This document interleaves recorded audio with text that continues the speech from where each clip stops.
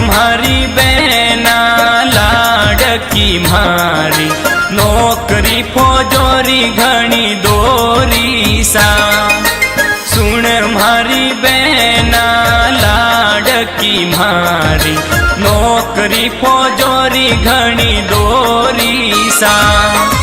सर्दी रे सोमासो, गर्मी रे उनाळो, छुट्टी रे सैनिको रे कोनी सा। सर्दी रे सोमासो, गर्मी रे उनाळो, छुट्टी रे सैनिको रे कोनी सा।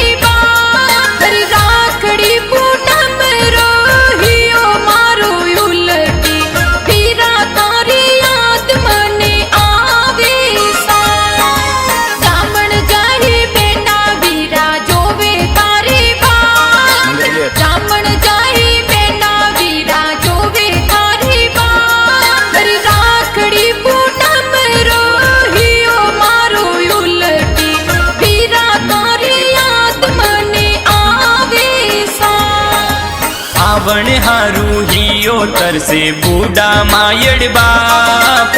आवण हारू हियो तरसे बूढ़ा मायड़ बाप। नैना नैना घर में छोटा रेटा बरिया, भाबज थारी बाटा जो वेसा। आवण हारू हियो तरसे बूढ़ा मायड़ बाप।